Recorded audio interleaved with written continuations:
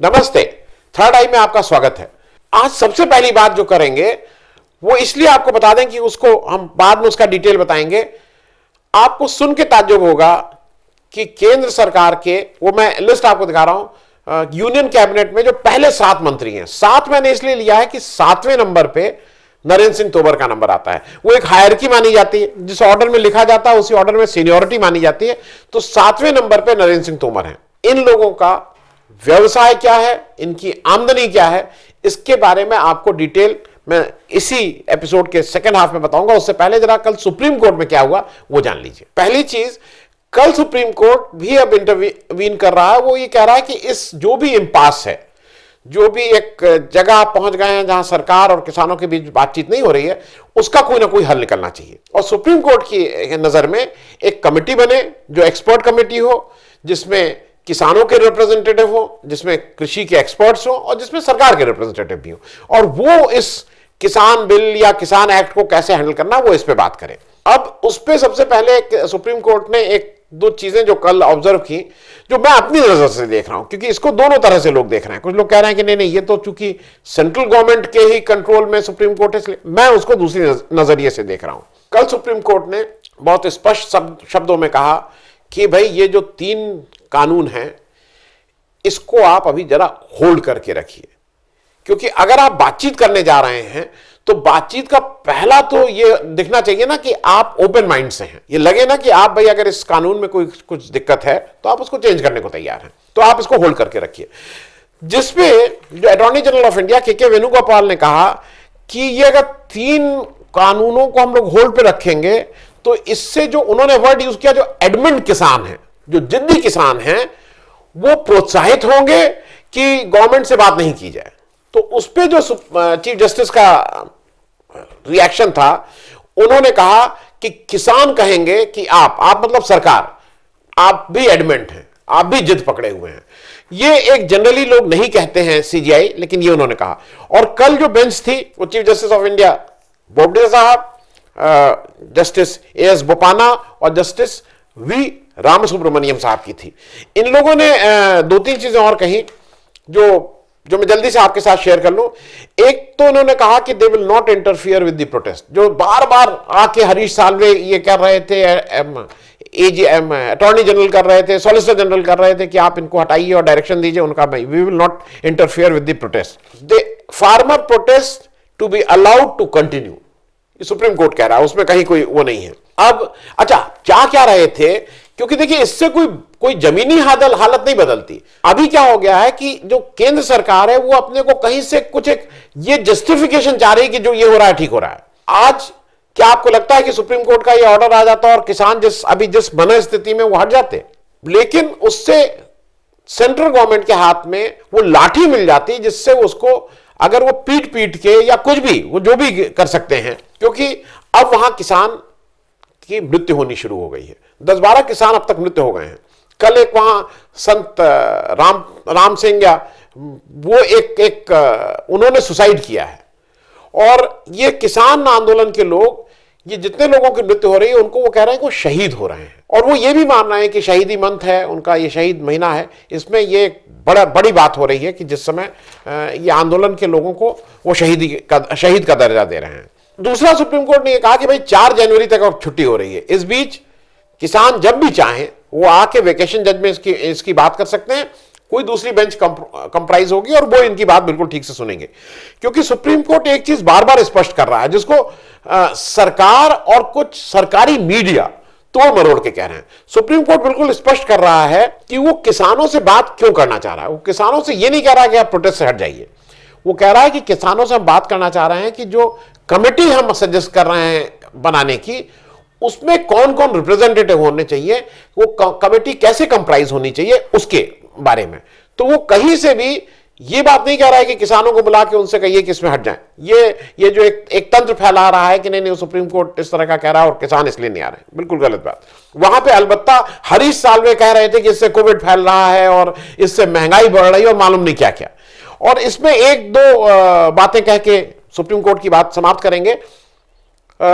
कल हरीश साल्वे उधर से थे, उधर मतलब सरकार की तरफ की बात कर रहे थे, पिटिशनर की तरफ से थे, और पंजाब गवर्नमेंट की तरफ से पी चिदम्बरम थे। पी चिदम्बरम ने बिल्कुल दो बातें कही। एक बात उन्होंने बहुत स्पष्ट ये कही कि भाई ये ब्लॉकेट किसने किया, ये सरकार, ये कोर्ट देख ले। किसान तो आ रहे थे रामलीला मैदान, रोका उनको पुलिस ने, रोका उनको दिल्ली पुलिस ने। दिल्ली पुलिस केंद्र सरकार के अधीन है और उन्होंने ने बैरिकेडिंग लगाई, उन्होंने ही उनको रोका है। तो टेक्निकली ब्लॉकेट, टेक्निकली नहीं, ब्लॉकेट तो दिल्ली पुलिस कर रही है, किसान कहां कर रहे हैं। और एक इंपॉर्टेंट बात थी जो सीजीआई ने उसको फिर अपने को क्लैरिफाई भी किया, जब वो बोले कि ये मॉब है हुआ, तो उन्होंने कहा ये मॉब नहीं है, ये फार्मर्स है, ये भीड़ नहीं है, ये किसान है, तो इतनी रिस्पेक्ट दीजिए। सीजीआई ने कहा नहीं, मेरा वो मतलब मकसद नहीं था, ये भी उन्होंने कहा। और कल एक और बहुत इंटरेस्टिंग चीज है, दिल्ली सरकार की तरफ से राहुल मिश्रा जी अपीयर हुए और वो कह रहे थे कि भाई आपने इस सारे उसमें पार्टी बनाया है उत्तर प्रदेश सरकार को, पार्टी बनाया हरियाणा सरकार को, और दिल्ली सरकार जहां पे ये हो रहा है उसको पार्टी ही नहीं बनाया है। और दिल्ली सरकार की तरफ से यह स्पष्ट हुआ है कि उनको कोई दिक्कत नहीं है। भाई सरकार तो दिल्ली में दिल्ली की है, तो दिल्ली सरकार ये बताएगी ना कि उनको दिक्कत है कि नहीं है। और कल एक काबिल तारीफ काम मैं इसलिए कहूंगा कि अरविंद केजरीवाल एक्टिविस्ट हैं, और कल पहली बार मुझे भी लगा था कि थोड़ा सुविधाभोगी हो गए हैं, सरकारी हो गए हैं। कल फिर उनका वो एक्टिविज्म नजर आया जब उन्होंने इन 3 बिलों की प्रतियां फाड़ी। उन्होंने बिल्कुल इससे किसानों के साथ वो बिल्कुल ठीक से खड़े हो गए। दूसरा, कल सुप्रीम कोर्ट का एक छोटा सा ऑर्डर और है जो आप समझ लीजिए, वो समझना इसलिए आवश्यक है। सुप्रीम कोर्ट ने कल डॉक्टर कफील खान, जिनको उत्तर प्रदेश सरकार ने एनएसए में बंद किया था, उनको 1 सितंबर को इलाहाबाद हाई कोर्ट ने बाइज्जत बरी किया था। उस ऑर्डर को सुप्रीम कोर्ट ने न केवल मान्य ठहराया है बल्कि ये रिमार्क दिया है कि it is a good order, क्योंकि हाई कोर्ट के उस 1 सितंबर के ऑर्डर को खारिज कराने के लिए उत्तर प्रदेश सरकार सुप्रीम कोर्ट गई थी। वहां सुप्रीम कोर्ट ने कहा है कि बहुत अच्छा ऑर्डर है और कफील खान को जो क्लीन चिट थी वो क्लीन चिट बरकरार है। तो जैसा मैंने पहले कहा था कि जरा अपने जो हमारे मंत्री जी लोग हैं और नेता लोग हैं उनका भी थोड़ा सा एक ब्यौरा समझ लीजिए, और ये इंपॉर्टेंट है। जो पहले 7 मंत्रियों की मैं बात कर रहा हूं, क्योंकि 7वें मंत्री पे आके नरेंद्र सिंह तोमर जी रुकते हैं। नरेंद्र मोदी साहब हमारे प्रधानमंत्री, एजुकेशन क्वालिफिकेशन एमए, ये मैं एफिडेविट के हिसाब से ही बोल रहा हूं, माय नेता के हिसाब से। और इनका जो व्यवसाय है इन्होंने लिखा है वो सोशल एंड पॉलिटिकल एक्टिविटी लिखा है, ये इनका व्यवसाय है। और इनकी कुल जो इनके पास एसेट हैं, कुल जो वो है मोबाइल इमोबाइल प्रॉपर्टी मिला के 1,51,00,000 रुपए। तो ये प्रधानमंत्री हो गए। अब दूसरा नाम आता है राजनाथ सिंह जी का। राजनाथ सिंह जी का व्यवसाय भी एग्रीकल्चर है, ये इंपॉर्टेंट है, एग्रीकल्चर, और एमएससी पास है, और इनके पास कुल एसेट जो हैं वो 3,22,00,000 है। 3 नंबर पे अमित शाह साहब आते हैं। अमित शाह साहब का व्यवसाय भी एग्रीकल्चर है, मतलब 1 नंबर, 2 नंबर, तीसरे नंबर का भी व्यवसाय एग्रीकल्चर। इनकी शैक्षिक योग्यता 12वीं है और इनका कुल जो एसेट है वो 40,32,00,000 रुपए है, 40.32 करोड़।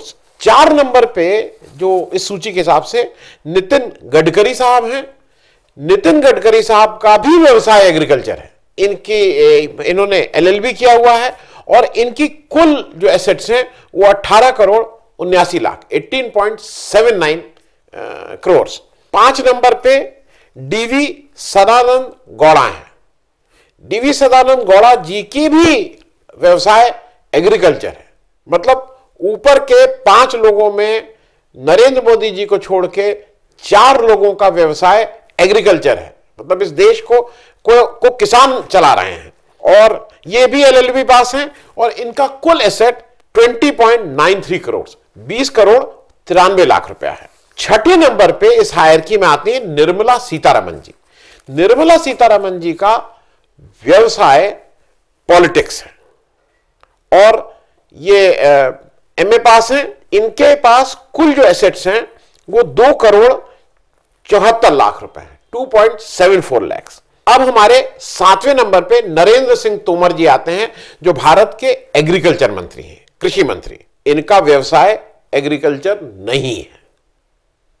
यह आपको सुन के ताज्जुब होगा, हिंदुस्तान के जो एग्रीकल्चर मंत्री हैं इनका व्यवसाय एग्रीकल्चर नहीं है।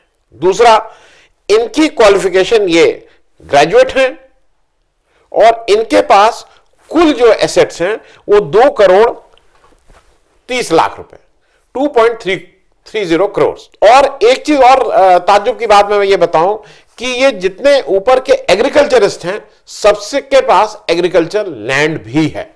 हमारे नरेंद्र सिंह तोमर साहब ना एग्रीकल्चर उनका पेशा है और ना उनके पास कोई एग्रीकल्चर लैंड है, तो एक तरह से उनको इस किसानी से दूर दूर तक का कोई संबंध नहीं है।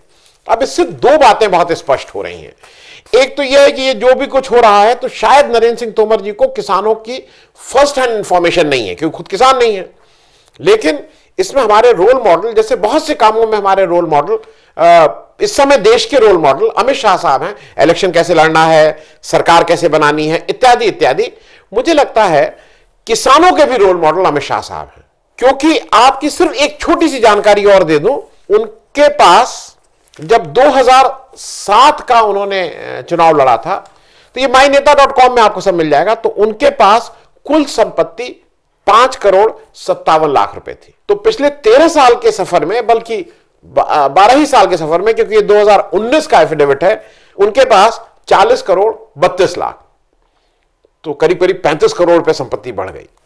तो अब एक चीज समझ लीजिए, जो भी किसान को सोच रहा है कि ऐसे ही वैसा है, किसानी बहुत रेम्यूनरेटिव है इस देश में।